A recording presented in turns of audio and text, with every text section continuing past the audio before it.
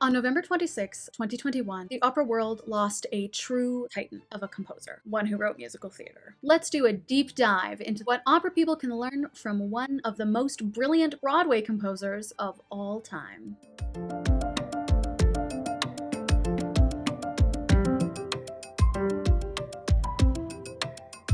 Hello darlings and welcome back to my channel. My name is Hahn. I'm an opera singer and voice teacher, and I'm going to be honest right out of the gate and tell you that I love Sondheim and I think everyone should listen to his music. Meaning the simple answer to the question in the title of this video is yes. Every opera person can gain something from listening to Sondheim's work, from opera students honing their craft to opera admins looking to reach new audiences to just die-hard opera fans. Anyone can get something from it. And in this video, I want to cover it all. Now, you don't have to love his work if you're an opera human. It's okay if we have differing tastes. If it helps, Sondheim didn't really care for opera either. But you learn about composers you weren't already in love with in music undergrad, right? So now you're learning about a composer I love on my YouTube channel. Let's see if I can manage to make this vid and not get a single copyright ding. Wish me luck. Alright, let's start with a little profile of him, just so we all know a little bit about the man of the hour here. Now, I wasn't able to get my hands on any of the book form memoirs or biographies or anything about him before this vid because of the current supply chain problems, so all of this has been taken from internet sources, which are linked down below. Just don't at me if I've missed out your favorite fact about his life, I guess? Stephen Joshua Sondheim was born on March 22nd, 1930 in New York to Herbert and Janet Foxy Sondheim. He was a descendant of German and Lithuanian Jewish immigrants, and he started piano lessons when he was either 6 or 7 years old, depending on the source. At any rate, it was around the time that he saw his first musical, The White Horse Inn. Interestingly, it seems to depend on who you ask whether this show is a musical comedy or an operetta, since it was composed in Germany by the musical duo of Benatzky and Stolz, and it takes place in the Salzkammergut region of Austria. Does this foreshadow the future genre line blurring of Sondheim's own shows? Much of his early childhood wasn't spent with his parents around. Family friends are quoted as saying he looked very lonely as a kid, but Sondheim said he was enjoying school and his social life. It was just that his parents, particularly his mother, didn't seem to show that much interest in him at the time. His parents divorced in 1940 or 1942, depending on the source. Again, there's not a lot of consistency with some of these dates here, with Foxy maintaining custody of Stephen. It's at this point that I'm going to talk very briefly about his childhood emotional abuse as context for some of the themes in his later shows. If you'd like to skip this bit, head to this timestamp. Sondheim's mother, Foxy, was a very ambitious career woman who allegedly took out her anger over the divorce on her son. Stephen later reported that whenever he would go out to visit his father, she would have him followed, and that she told him that if he ever saw his father's new wife, Alicia Babe, Foxy would have his father thrown in jail. "I had a difficult childhood," Stephen said, "because my mother was a genuinely monstrous woman, and my father, whom I liked a lot, left me in the dragon's lair. I can't blame him, but I blame him." After the divorce, Foxy sent young Stephen to New York Military Academy. It was around then that he struck up a friendship with James Hammerstein, the son of lyricist Oscar Hammerstein II.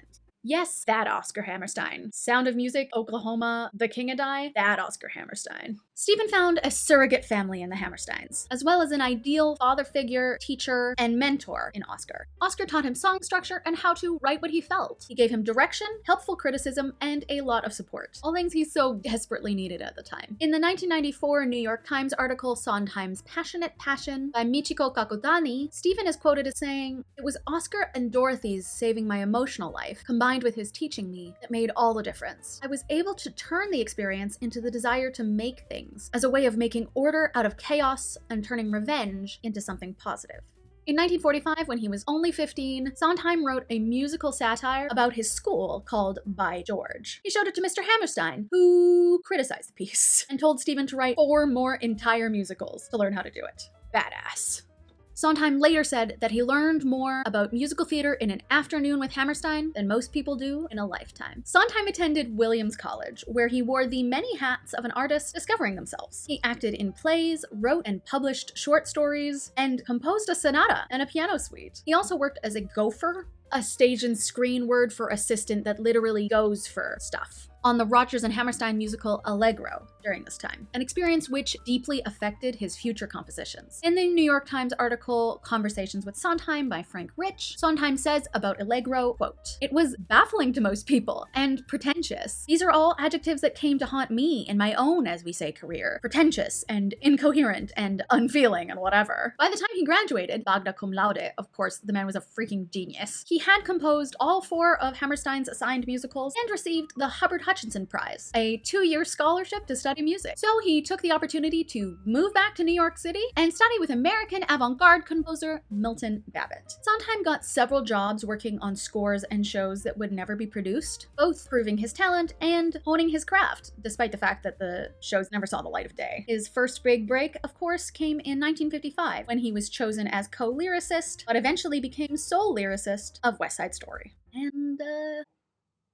the rest is history. I'm not actually going to go into the full blow-by-blow of Sondheim's storied career here. I just wanted some backstory, so we can get a taste for the type of musical background he had, as well as get a sense of where his passions lay, and where his musical and storytelling themes may have come from. So all I'm going to add here is that he began talking publicly about the fact that he was gay around age 40, but lived alone until his early 60s, when he met songwriter/dramatist Peter Jones, and he passed away at age 91 of cardiovascular disease at his home in Roxbury last November.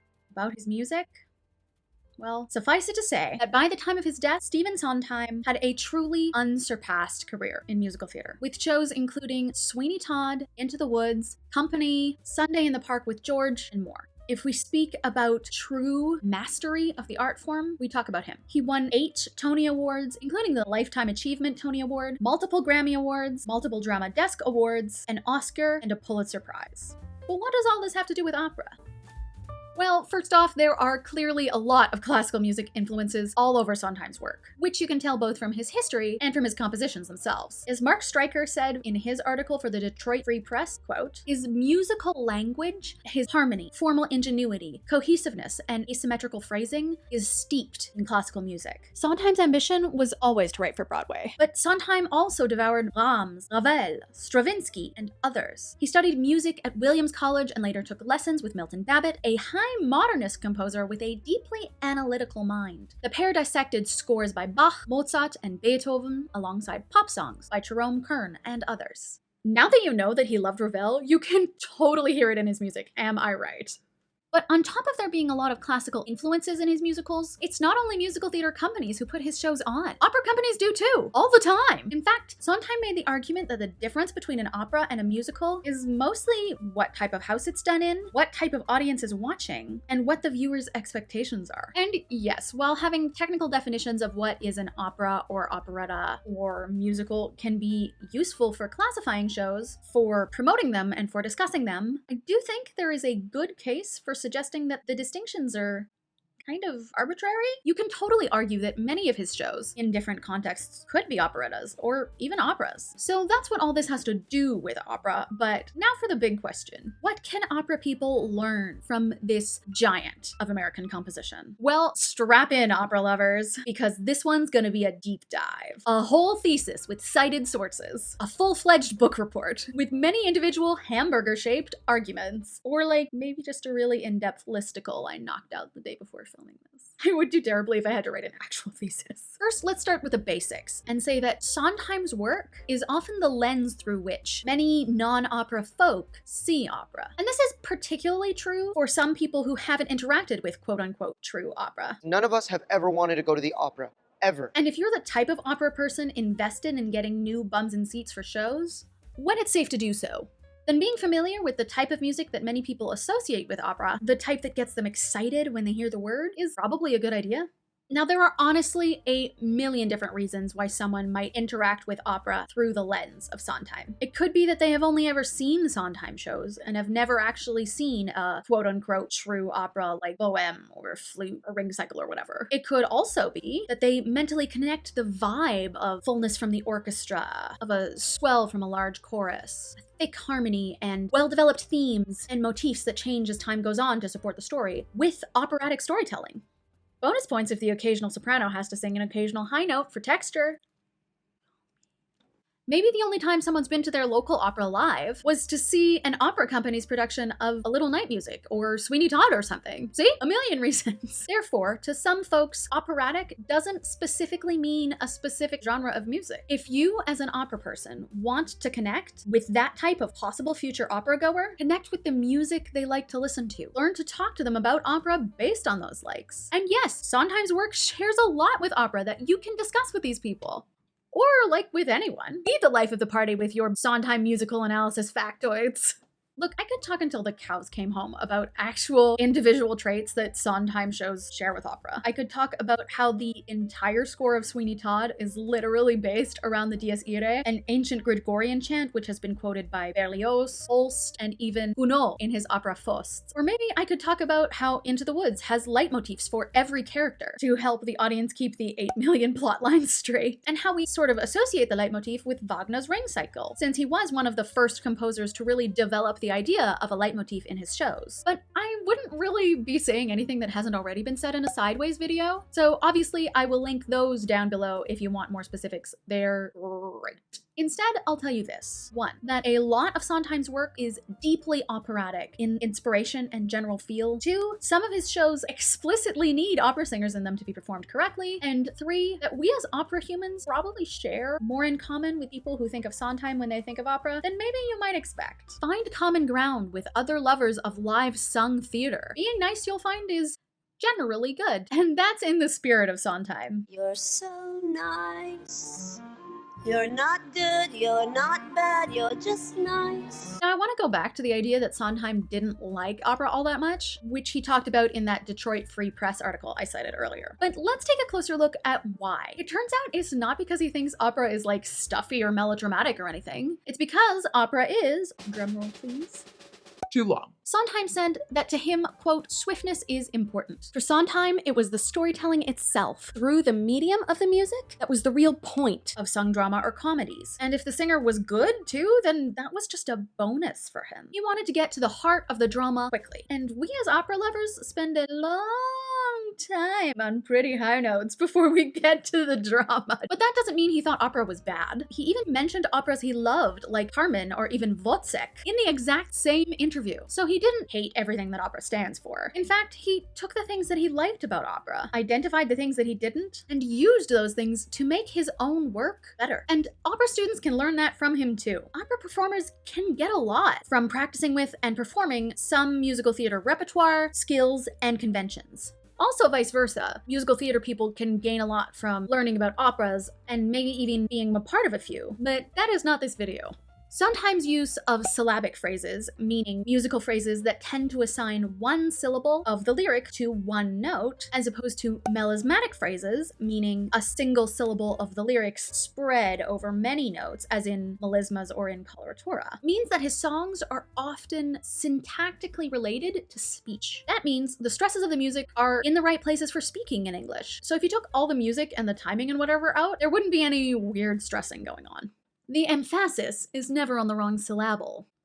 The fact that a lot of his music is structured like talking means that I actually assign Sondheim songs to some of my students having trouble with the cadence and free rhythm of recitative to help them learn the style. You see, I sometimes feel like young singers and students have a harder time making things feel conversational when they're singing in a non-native language. And it's easier to find that rhythm in English first and then transfer what they've learned over to the Mozart recit or whatever it was that was plaguing them. Once a young singer has practiced looking at English repertoire, finding the stresses there, speaking through the lines without the rhythm as noted on the page, and then using the rhythm of the speech to inform the line that they sing, I find they are already so much more prepared to bring that process into Figaro or whatever. And bada bing bada boom, you have a young singer who sounds like a pro and a natural singing recit. And just that would be a major lesson for young opera singers to get from Sondheim, in and of itself. But I think that what a young opera singer can learn from Sondheim is even broader than that. As one of my brilliant sisters put it when I posed this question on my Insta stories. Sondheim's music is all about careful build and earning every second. That means that in his music, not a moment can be wasted on just singing prettily. Because as we know, to him it's all about the storytelling. And if the singer sounds good, then that's just gravy. His pieces are the ultimate acting while singing lessons. The themes he explores in his shows are complicated, often dark or apathetic, and are informed by his own complicated history. And it takes energy, effort, and time for an artist to unpack all that, no matter how confident you are or are not as an actor. If you are a young opera singer and not a confident or experienced actor, or maybe just don't feel particularly comfortable with the thought of acting yet, here's what I think you can do to learn just a little bit more about acting from a Sondheim piece. This is a particularly good exercise for young singers who come to opera from the perspective of choir, I find, since it's a totally different way of thinking about communicating through song. But if that's not you, and you are a singer with your own way of making sure you're bringing meaning to every single word, please do leave it down below. Anyway, to begin, first to do what I mentioned before, underline all the stressed syllables in your song, and then do a run of the piece just with those stresses in mind. Then I recommend doing a second run, and in this run, you may have to slow the piece down a bit because all I want you to do is think about each and every word as you're saying it. Make sure you're taking care of every word's meaning as it happens, rather than thinking ahead to like a long line or big jump coming out. It doesn't matter in this run. All you have to do is think about now. And now. And now. Once you've done those runs, then start asking yourself in-depth questions about what's happening in the song. How does Jack feel about finding giants in the sky? Were they amazing or terrifying or both? And in what balance? Is he announcing his find to the world at the beginning of the song or just to himself? Or is Joanna trying to sing the birds' tune back at them at the beginning of Greenfinch? What moved her to stop watching these birds in silence and start singing instead? All these questions and more, literally every single question you can think of, should get answered, are twice as vital to those songs as like learning how to trill correctly or is sustaining the final high note or whatever. And the two runs of the song that you've done before may actually already give you answers to some of those questions that you might not have had before. Then you're not starting from nothing. And don't worry about whether all these stresses and decisions or whatever read correctly to the audience. Not yet. Just get comfortable doing this type of internal homework first, and then worry about communicating it. If you're not comfortable acting yet, nobody's expecting you to turn into Meryl Streep overnight. But just doing this work for this music that so demands immediacy, honesty, and clarity of intention will help mitigate that super awkward feeling you can get on stage when you start to sing and are like, I don't know what to do with my hands or face. Hope this helps! So Sondheim's a way to connect with other sung theater lovers, and it's a way to learn to be on stage and natural with your music. Cool. What else can he help us with? I think that both he and his work can set an example. For one, Sondheim was the wearer of many hats. The fact that he wanted to be a musical theater composer starting from a really young age never stopped him from also exploring acting or writing. Sure, as his career took off, he ended up mostly composing and writing lyrics, but he didn't limit himself to that out of some sense of obligation. Living, sleeping, and breathing just musical theater composition at every moment of every day without ever exploring anything else was never going to be his recipe for success. Nowadays, a lot of post-secondary institutions for opera are really designed to focus you down to just one really narrow niche at a time. And for some people, that's great. If you love that, fill your boots. But there are a lot of artists for whom focusing on just one way of making art can be stifling. On top of that, many post-secondary schools operate under the assumption that there is only one way to be a successful opera singer. Graduate, win some competitions and get into a yap, get a few agents in a few countries, and then bam, success achieved. When in reality, 1, there are a million ways to be an artist. 2, you're allowed to love a million different art forms simultaneously. And 3, the only person defining success for you is you. You can learn a lot and become a better artist by trying new things, experimenting, pushing yourself out of your comfort zone. And Sondheim is a good model for that, even within the opera world. Remember how he composed a sonata or dissected Mozart with Babbitt? And have I mentioned what a freaking film buff he was? All of those varied experiences and passions meant that Sondheim ended up with a wild, eclectic knowledge base, all of which came together in his art, and it fundamentally made him a better artist than he would have been without it. But I think The most vital thing that we opera artists can take away from Sondheim is that his art is very responsive to changes in the audience climate. Let's start with West Side Story. The new movie version opened in 2021 to overwhelmingly positive reviews, despite the fact that this is a story originally conceived by like 4 white dudes about a narrative in which half the characters are Puerto Rican. You can imagine then why some of what's in the original musical and even in the 1961 film version wouldn't fly now. Of course, there are updates and changes between the 1961 and 2021 versions. In film, we expect nothing less. But in opera, those changes are often much harder for artists and companies to make. But given that Sondheim's work on the lyrics is where a lot of the changes come from, and given what we already know about Sondheim living rent-free in the minds of many viewers as an operatic artist, let's explore it. Once again, there isn't a lot that I can say here that the amazing Be Kind Rewind hasn't already said in depth in their comparing the film versions of West Side Story video, which is amazingly thorough and enjoyable, and you should totally watch, link in the doobly-doo. The TLDR though is this. Originally, the creators of West Side Story just wanted to retell a modern Romeo and Juliet, and in looking for a setting for their retelling, they just turned to the headlines of the day. At the time, society was just beginning to become aware of the teenager as a demographic, and there was a spotlight on juvenile delinquency in the press. Many economically disadvantaged young men who felt left behind by the societal structures of the day would rebel, find like-minded people of the same age with similar experiences, and create gangs. And of course, this was shocking to many at the time. Cue an entire genre of teen gang-based storytelling. Originally, the concept for the show had been for the warring gangs to be Catholic and Jewish, but as the work went on, it became clear that the gang conflict had to play out across racial and ethnic lines instead. You see, at the time, the demographics of New York were changing fast. This demographic change is what inspired the creators of West Side Story to write about a Puerto Rican gang instead, not the desire to like appropriately represent the community or anything. Sure, if you know West Side Story at all, you can tell that the story has a vested interest in denouncing hatred, but the fact that the story dealt with racial hatred in particular happened kind of out of convenience. So yeah, you can see some pretty big changes in audience expectations since then pretty clearly, right? And that's even before we talk about how audiences are just less receptive to love at first sight stories than they were 50 or even 20 years ago. You can't marry a man you just met. Over the course of West Side Story's existence, there have been a lot of lyric changes, as well as reimaginings of casting conventions, story structures, and how the Puerto Rican community is framed. Again, the video for all of those details is on Be Kind Rewind's channel, with hats off to the amazing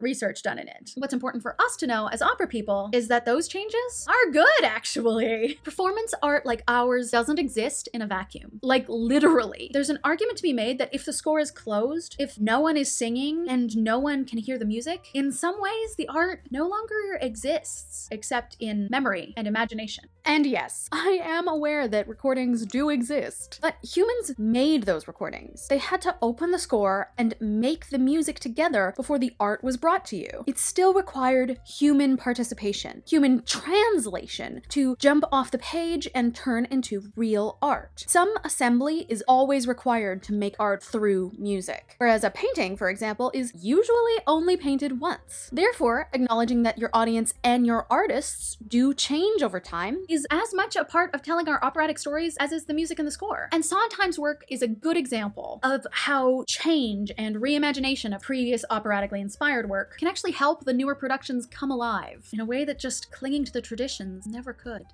Can you imagine how much more relatable a Bohème would be today if it didn't frame Mimi and Rodolfo as falling in love instantly, but rather at least over the course of their initial conversation, and you wouldn't have to change a single word or note to do it?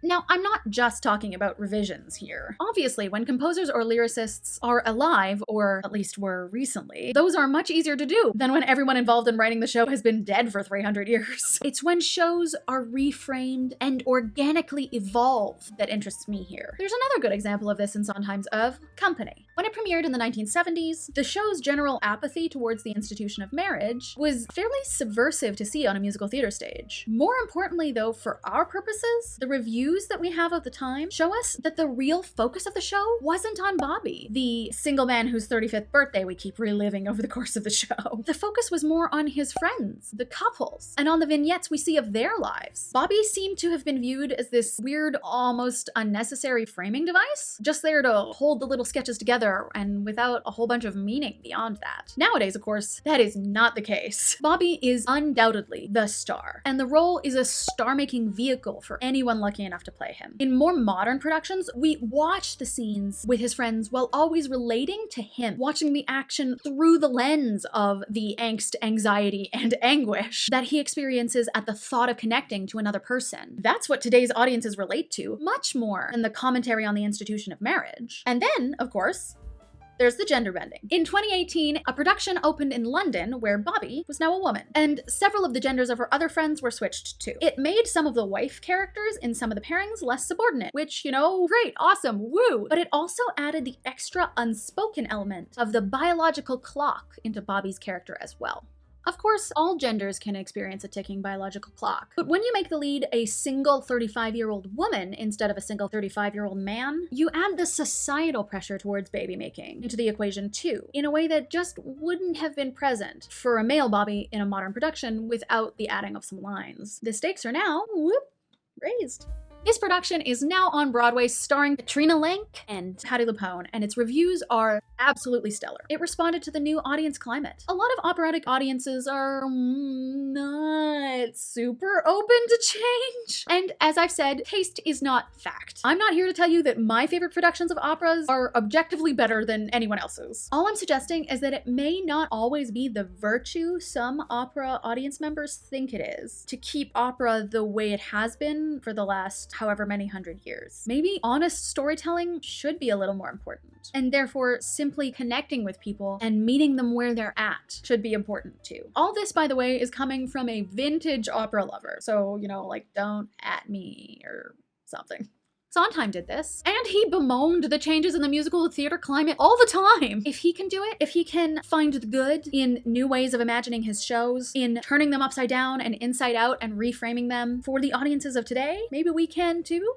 Who knows? Maybe change isn't so scary. Maybe you'll find a whole new production to love.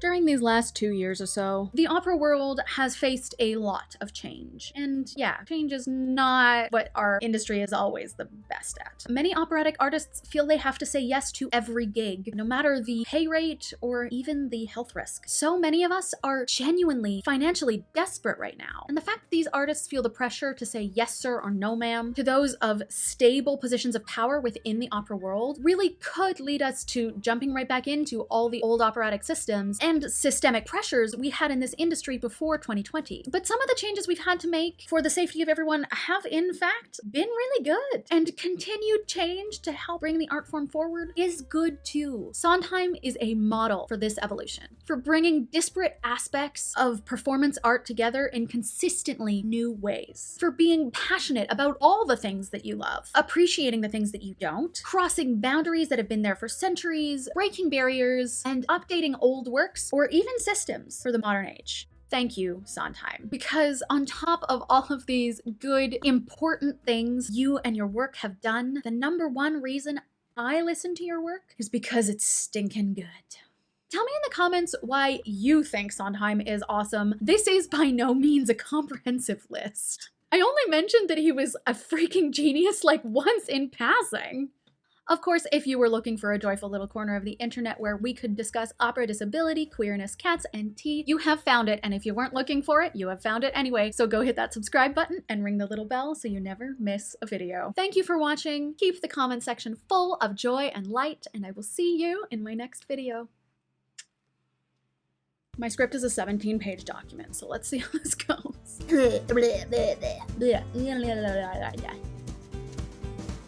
Sorry for the changing light. I had to finish my script this morning and filmed this late, so it's dark now. Oh no, how long is that in there? Oh no. I have hair in my eyeball.